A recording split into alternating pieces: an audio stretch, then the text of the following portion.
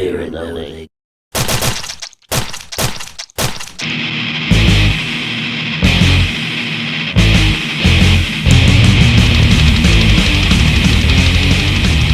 Welcome to Beer and Loathing's Chug, a lightning fast recap of beer news that may or may not have pissed you off last week. We recap it all again so you can get good and pissed off, get over it, and move on to the shit that's going to piss you off this week. I'm Samuel Sly, and let's just get right into the headlines. So Goose Island's rough year for Bourbon County Stout brands continues. 2 more styles have been added to the recall list.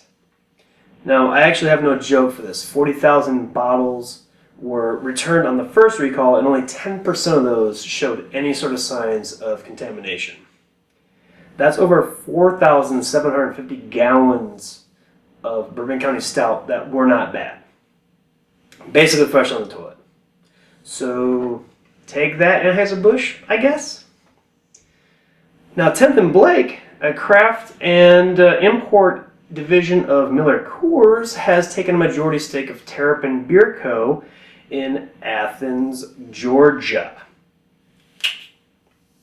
With this news, millions of people, myself included, have just now learned that Miller Coors had a minority stake in Terrapin Beer since 2012. Now, a massive merger of Anheuser-Busch and Miller Coors has been approved by the Department of Justice, leading to people freaking the fuck out, as probably one would expect. Now, concessions were made in this merger, and the negotiations were overseen and implemented by the monopoly guy. A recent bill means that stops at Missouri convenience stores might mean you could get a fill-up of gas and some other stuff as well. There is a bill now that will let you fill up growlers along with your gas tank. Now, there is a caveat in this bill that makes it not quite as awesome as it sounds.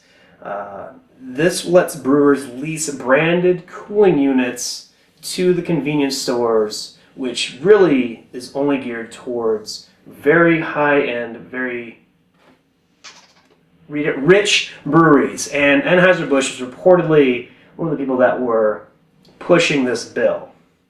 Now, really, what the too long didn't read of this is lots of is that you now may be able to get 2 kinds of gas in Missouri come and goes in the very near future.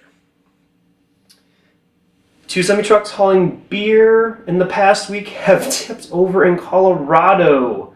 What the fuck? Really, not much can be funny about this, but one was for MGD and one was for Budweiser. So basically, no one was hurt in the accidents, and no one really gave a shit about the beer spilled. And now let's switch over something sporty in honor of the fact that Michelob Ultra had a story that I wanted to print but did not give enough shits about. We're going to go with this correspondence from Steven at Denvertainment. He's going to talk to us about a new sport that's perfect for us beer drinkers when we're sitting around in the park bored with nothing else to do. Oh, hey there. Yeah, we're playing Kugel Strike. What? Do it, Steven. You don't know about Kugel Strike? Well, it's a game with football and bowling combined. Kugel Strike. Bowling pins that you have to knock down with a football. Look, it looks a lot easier than it really is. Ask this guy. Is this really hard or is it really easy? It's like easy kind of at first to hit a couple pins, and then when you're trying to win the game, I'd say, Well, that's for me, it's kind of hard. Okay, thanks. By the way, that football is not sauce either. not last I checked. Well, thanks a lot, Stephen, for that insight. It's, again, deep, insightful reporting, and that is what we stand for here at Beer and Loathing.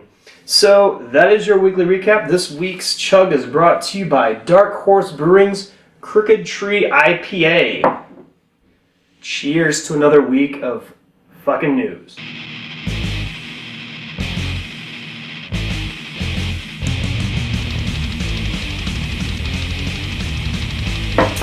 Oh my, oh yes, yes. Come back next week to find out what pissed you off last week.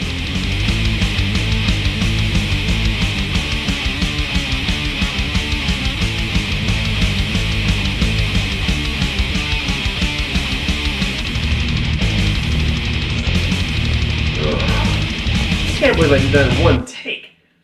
That has got to be awful.